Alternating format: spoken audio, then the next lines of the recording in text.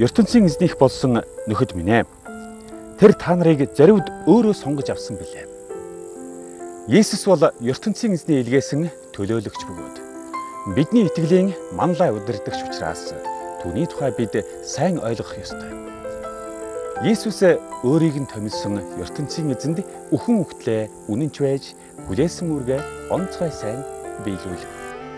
Үүнчлэн олон зуун жилийн тэртээ Мөшех гэгч нэг хүн ертөнцийн эзний харьяат хүмүүст үнэнчээр үйлчилж байсан билээ. Эртний тэр Мөшех ба түүний хамт амьдарч агсан хүмүүс ертөнцийн эзний бий болгосон нэгэн гэр бүл шиг байжээ.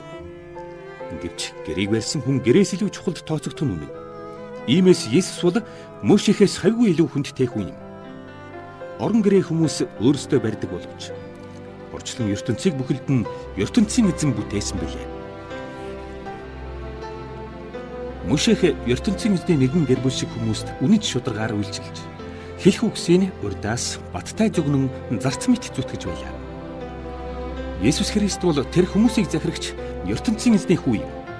Хэрв бид түүний хамт мөнхийн жаргалтай ерөвсөн амьдралд орно гэдэгтээ бат найдаж үүгээрээ бахархдаг бол ертөнцийн эзний тэр гэр бүлийн нэгэн гишүүн мөн гэсэн үг буюу. Тийм учраас хамгийн гол нь хүмүүс ертөнцийн эзэнд бат найдах ёстой.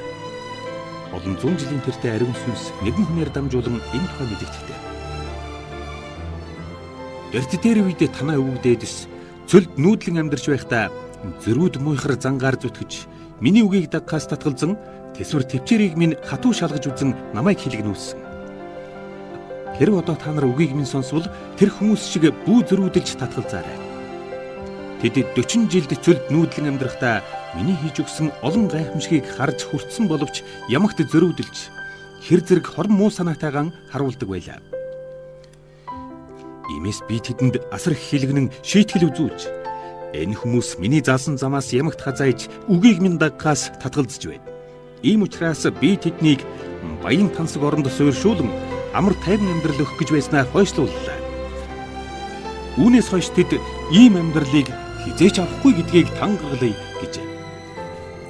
Нөхдөө хорон санаандаа үндэслэн ертөнцийн эзэнд итгэхгүй байхаас хүн бүр болгоомжлох хэрэгтэй. Яагаад гэвэл тийм хүн эцтэй ёр бусын мөнхийн амьдралыг өгөх мөнх оршигч ертөнцийн эзнийг голж чадна. Гэвч өөрийнх нь үгийг дагах боломжийг ертөнцийн эзэн одоо та нарт тавьж өгсөн байна. Та нарын зарим нь гим хийгээд би яахчгүй гэсэн бодолдоо мэхлүүлэн улам зөрүүд хатуу болж магад. Ийм байдалд орохгүй тулд одоогийн энэ боломжтой үеийг ашиглан үргэлж бие биедээ туслаж ертөнцийн эзний үгийг бат дагдаг болохыг хичээх түн. Энэ бол үнэхээр чухал хэрэг юм.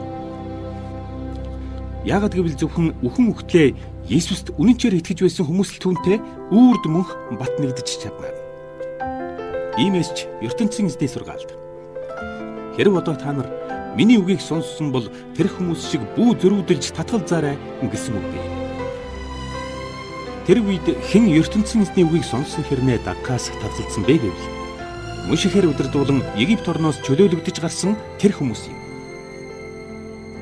ертөнцийн эзэн ямар хүмүүстэй 40 жил ууралсан бэ гэвэл Египтээс чөлөөлөгдөж гараад цөлд нүүдлэн амьдарч байхдаа байнга гим хийсээр тэндээ өгсөн тэр хүмүүс юм.